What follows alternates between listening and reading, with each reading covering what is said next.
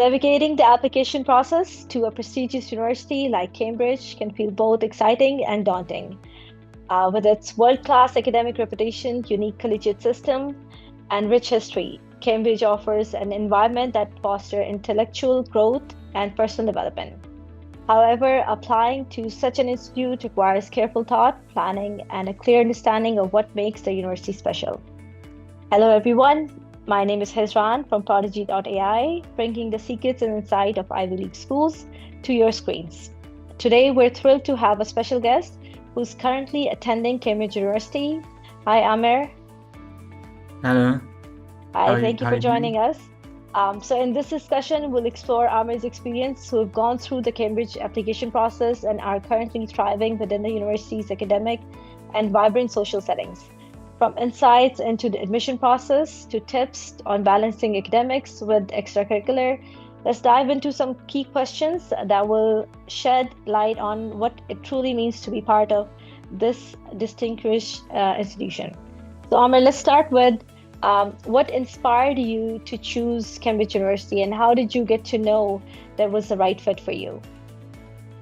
As I've mentioned, and it's quite clear, I'm really interested in computers. I've always been interested in computers from a young age, and I always want to learn more, especially as I say about computers.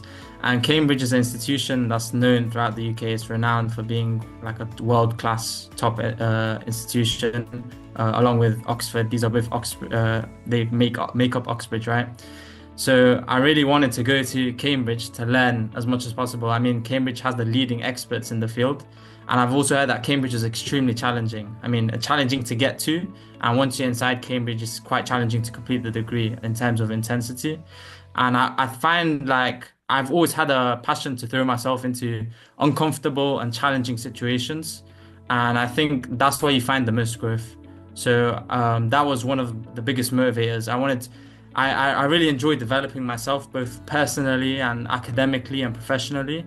And I find that throwing yourself in the hardest possible scenarios and situations that you feel like, how am I going to do this?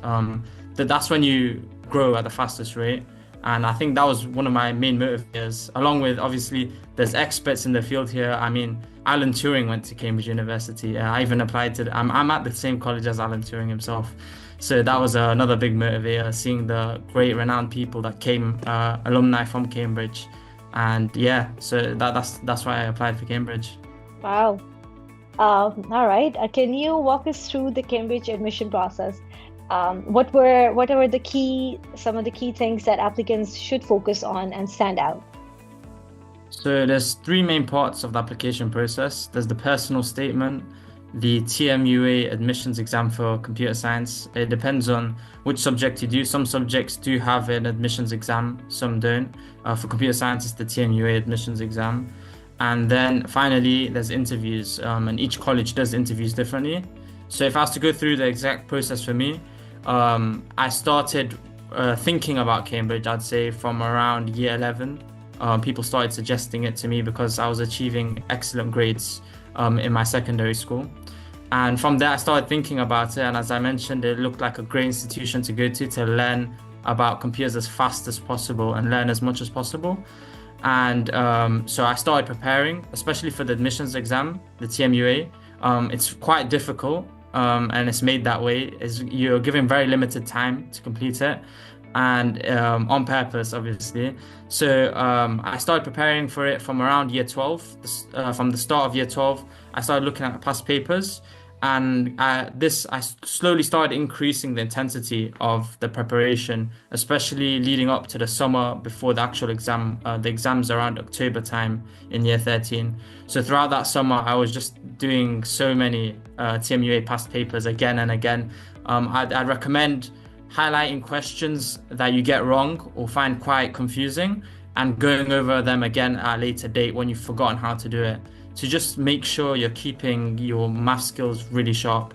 As well as that, they offer a syllabus that you should look at. These are things that you should know before going into the exam. I'd say that's really important. So yeah, I'd focus a lot on the TMUA admissions test. I'd say that's one of the most important parts. The personal statement itself is very important as well. I would say it's not as important, but it's good to show that you have some own depth in your character in terms of doing projects in your own time in the related field. In the UK, extracurricular activities are not as important compared to supercurricular. So doing things like your sports and music and other activities that are not related to your field are not as important as actually doing things related to your field. So for example, with me, I did a machine learning project where I built like an image classification model. I put that on my personal statement. I read many computer science books and I mentioned some sort of abstract theory that I learned through these books on my personal statement. I took part in many projects, many conferences, many events. All of that was mentioned. And from there, like I slowly started drafting up this personal statement, building it up, adding in layers of detail. One thing I'd recommend is obviously doing the UK Maths Challenge. I think every Cambridge applicant if you're doing a STEM field, has done the UK Maths Challenge and things like that. So I'd say that's quite important. But the personal statement itself, as I mentioned, is not as important as the admissions test.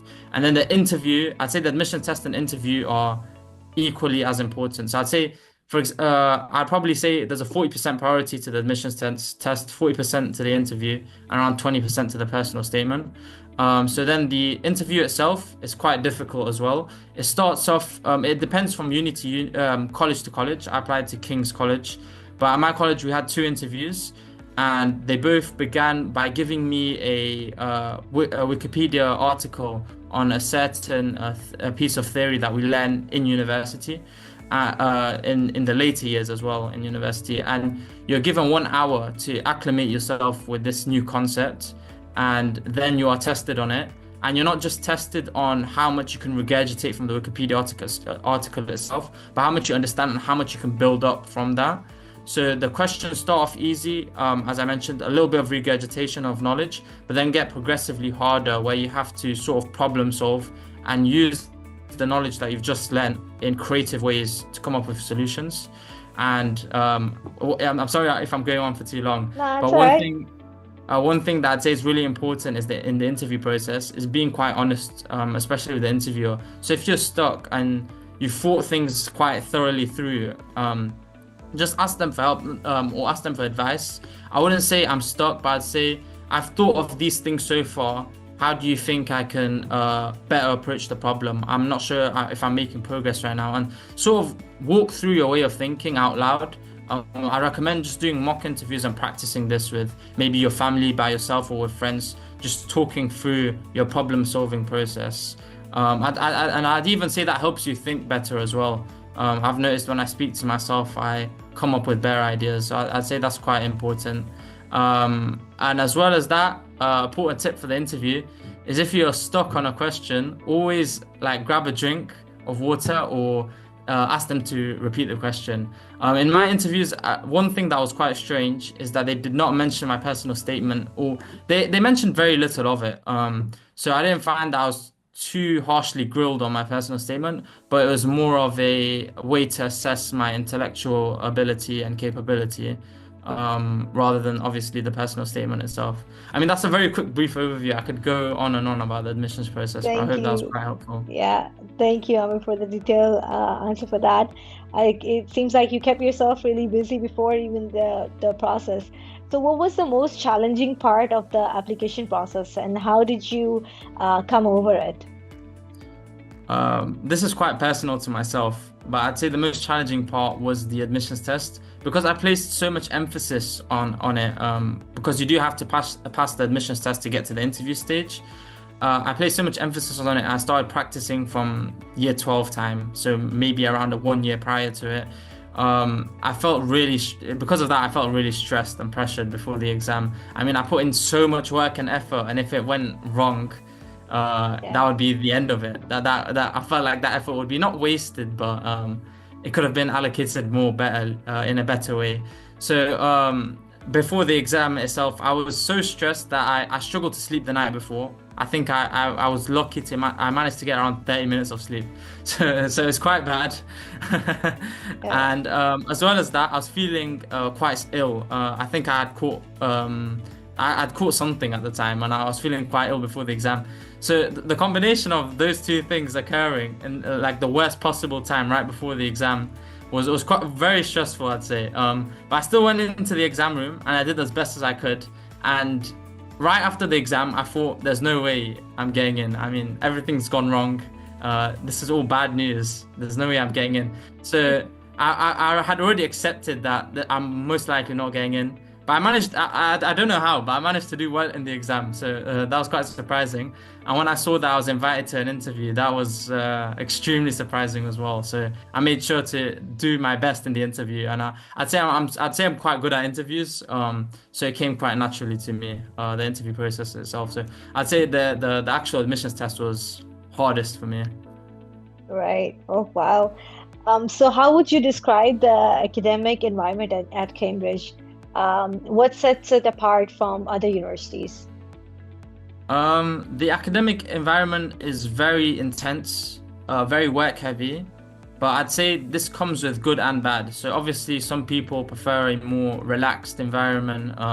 They obviously want to get that work-life balance, and I think that's definitely achievable in Cambridge, but you do have to up your time management skills. I mean, that's something that I learned here. I developed my time management skills really well. I've got that Google Calendar, always planning out my day prior to the actual day itself. So I find that really important.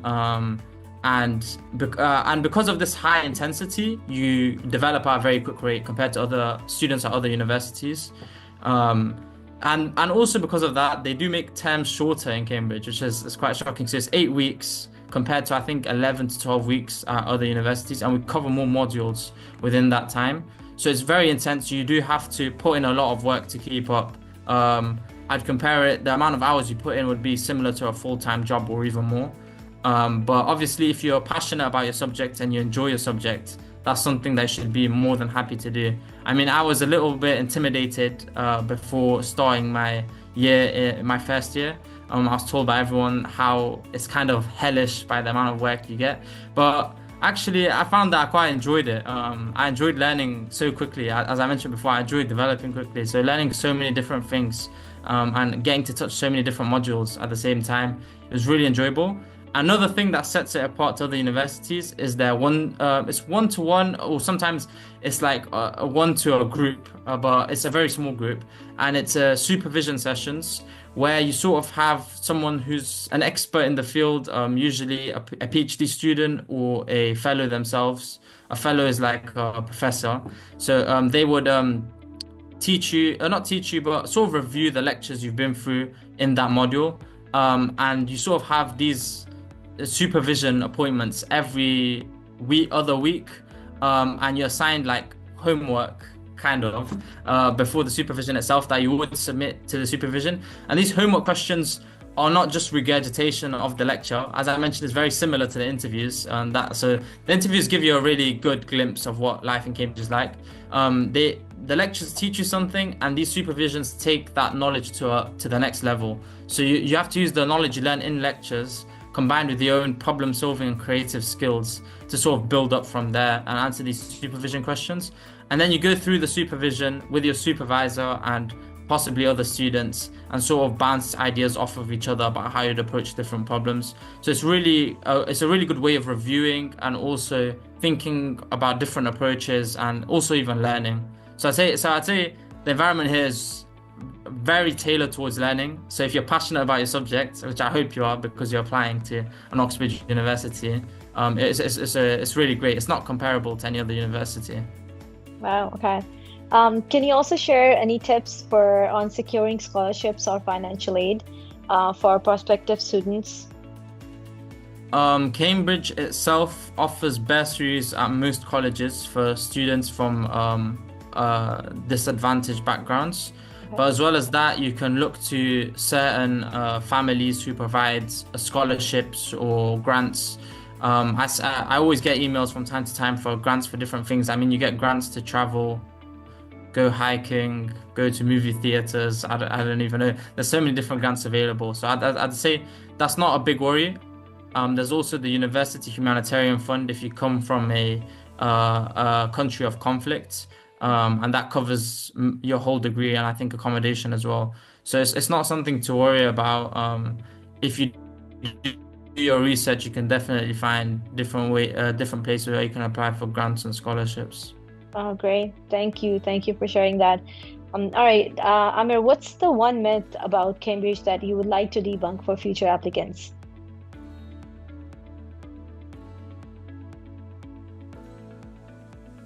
So it's something that I mentioned. It's something about the work-life balance. People think there's we do get our time off. I mean, I've spent time boxing as part of the Cambridge University boxing blues team. I spend time with my friends, obviously. It's not just work, work, work all the time. Yeah, I have to have that balance. One thing that I do every day is go gym or go on runs. I managed to fit that in. You just need to make sure you're scheduled about it. And you need to fit in time to socialize with other people. So whatever you enjoy doing, whether that be chess, cooking, I don't know, you can do it at Cambridge. Just make sure you allocate the right amount of time for it and you don't spend too much time doing something over something else. Make sure you have your priorities set.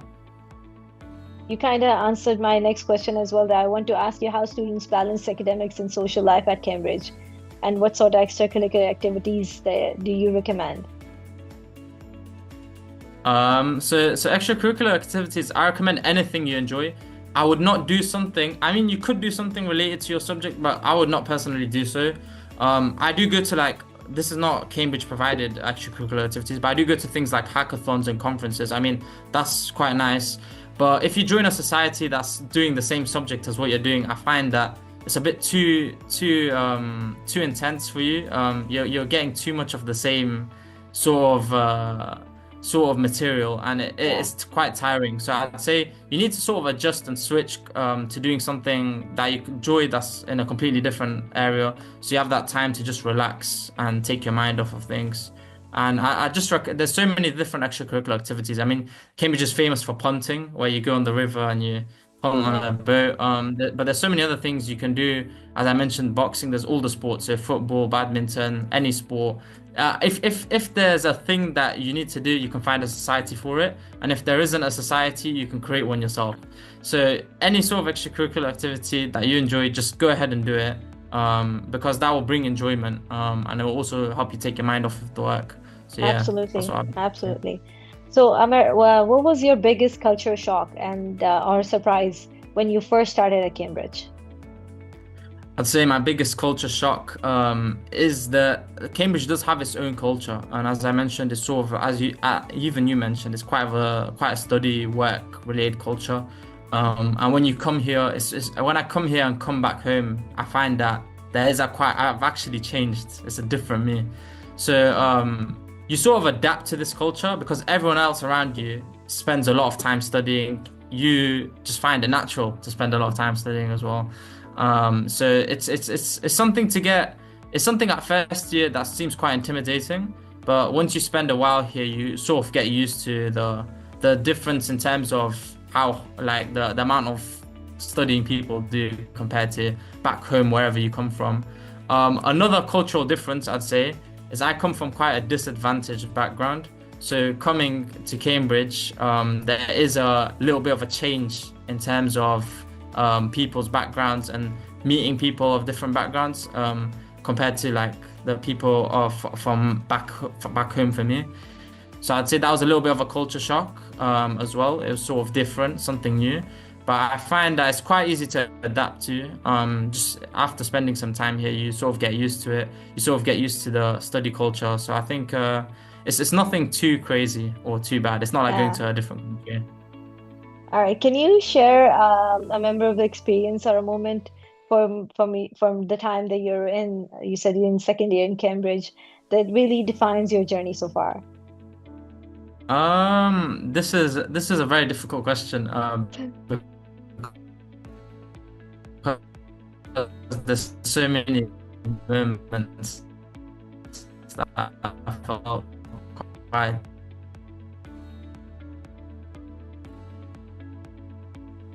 defining. I'd say Sorry, I think I lost you did I there. lose you there? Yeah, yeah, I think you did.